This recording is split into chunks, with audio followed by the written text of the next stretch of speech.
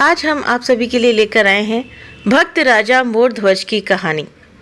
महाभारत युद्ध की समाप्ति के बाद अर्जुन को वहम हो गया कि वो श्री कृष्ण के सर्वश्रेष्ठ भक्त हैं। अर्जुन सोचते हैं कि कन्हैया ने मेरा रथ चलाया, मेरे साथ रहे, इसलिए मैं भगवान का सर्वश्रेष्ठ भक्त हूँ। अर्जुन को क्या पता था कि वो केवल भगवान के धर्म की स्थापना का जरिया था। फिर भगवान ने उसका गर्व तोड़ने के लिए उसे एक परीक्षा का गवाह बनाने के लिए अपने साथ ले गए। श्री कृष्ण और अर्जुन ने जोगियों का वेश बनाया और वन में एक शेर पकड़ा और पहुंच जाते हैं भगवान विष्णु के परम भक्त राजा मोरध्वज के द्वार पर। राजा मोरध्वज बहुत ही दानी और आवभगत वाले थे। अपने दर पे आए किसी को भी वे खाली हाथ और बिना भोज के जाने नहीं देते थे। दो साधु एक सिंह के साथ द्वार पर आए हैं, ये जानकर राजा नंगे पांव दौड़ के द्वार पर गए और भगवान के तेज से नतमस्तक हो आतिथ्य स्वीकार करने के लिए कहा। भगवान कृष्ण ने मोरध्वज से कहा, हम मेजबानी तक ही स्वीकार करेंगे। जब राजा उनकी शर्त माने, राजा ने जोश से कहा, आप जो भी कहेंगे मैं तैयार हूँ।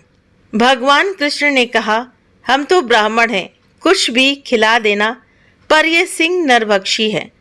तुम अगर अपने इकलौते बेटे को अपने हाथों से मारकर इसे खिला सको तो ही हम तुम्हारा आतिथ्य स्वीकार करेंगे।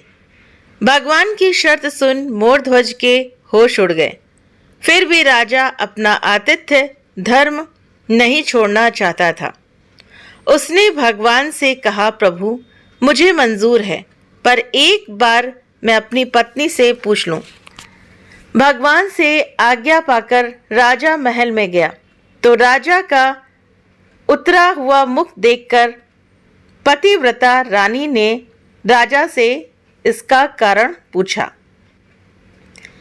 राजा ने जब सारा हाल बताया तो रानी के आंखों से अश्रु बह निकले।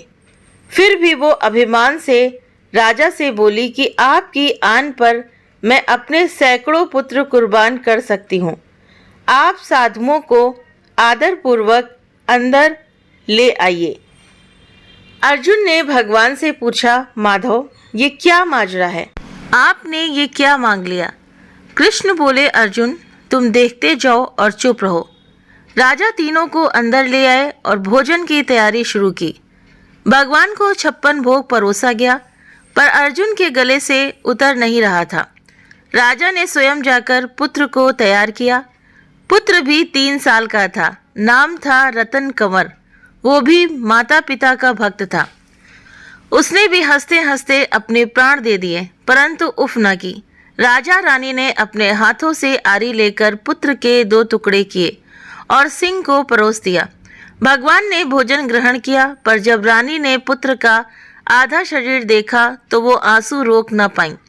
भगवान इस बात पर गुस्सा हो गए कि लड़के का एक फाड़ कैसे बच गया।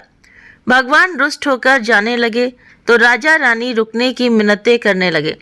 अर्जुन को एहसास हो गया था कि भगवान मेरे ही गर्व को तोड़ने के लिए ये सब कर रहे हैं, तो स्वयं भगवान के पैरों में गिरकर विनती करने लगा और कहने लगा कि आपने मेरे झूठे मान को, मतलब जो झूठा मान है, उसको तोड़ दिया है।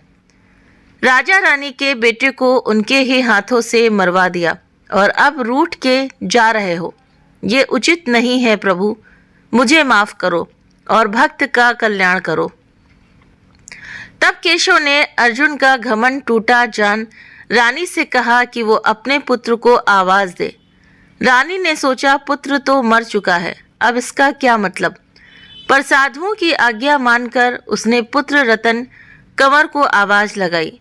कुछ ही क्षणों में चमत्कार हो गया। मृत रतन कंवर, जिसका शरीर शेर ने खा लिया था, वो हंसते हुए आकर अपनी माँ से लिपट गया। भगवान ने मोरध्वज और रानी को अपने विराट स्वरूप का दर्शन कराया। पूरे दरबार में वासुदेव कृष्ण की जय जयकार गूंजने लगी। भगवान के दर्शन पाकर अपनी भक्ति सार्थक जान मोरध्वज की आंखें भर आईं और वो बुरी तरह बिलखने लगे। भगवान ने वरदान मांगने को कहा तो राजा रानी ने कहा, भगवान एक ही वर दो कि अपने भक्त की ऐसी कठोर परीक्षा न लें जैसी आपने हमारी ली है। तथास्तु कहकर भगवान ने उसको आशीर्वाद दिया और पूरे परिवार को मोक्ष प्रदान किया। तो ये राजा मोरध्वज की कहानी है। सच बात है कि आज जैसा कि कलयुग है, इसमें हम लोगों को कम से कम ऐसी परीक्षा तो नहीं देनी पड़ती, वरना पहले देखिए कितने बड़े बड़े भक्त हुए हैं, संत कबीर हुए हैं, तुलसीदास हुए हैं, ठीक है। और ये राजा मोरध्वज, ऐसी कहानियां सुनकर के और हमें ये समझना चाहिए कि आज भगवान हमारी ऐसी तो कोई परीक्षा नहीं लेते हैं। हमें अगर थोड़ा सा भी दुख और दर्द होता है तो हम भगवान को कोसने लगते हैं कि भगवान आपने हमारे साथ ऐसा क्यों कर दिया। तो जरा सोच कर देखिए कि वो इतने बड़े भक्त थे राजा मोरध्वज, और उन्होंने हंसते हंसते अपने पुत्र की किस तरह से बलि दे दी। तो भगवान भक्तों की परीक्षा लेते हैं, तो क्या हम अपने दिल से पूछें, क्या हम ऐसा कर सकते हैं? अगर हमारे सामने भगवान ऐसी परीक्षा लें तो क्या हम ऐसा कर सकते हैं? नहीं कर सकते हैं ना। तो ये कहानी अगर आप सभी को पसंद आई हो, तो वीडियो पसंद आया हो तो वीडियो को लाइक करें। चैनल पर पहली बार है तो सब्सक्राइब करना ना भूलें। आपकी क्या राय है इस कहानी के बारे में? तो प्लीज़ आप मुझे अपनी राय यानी कि कमेंट करके मुझे ज़रूर से ज़रूर बताएं। आप सभी के सहयोग के लिए बहुत बहुत धन्यवाद। Thank you.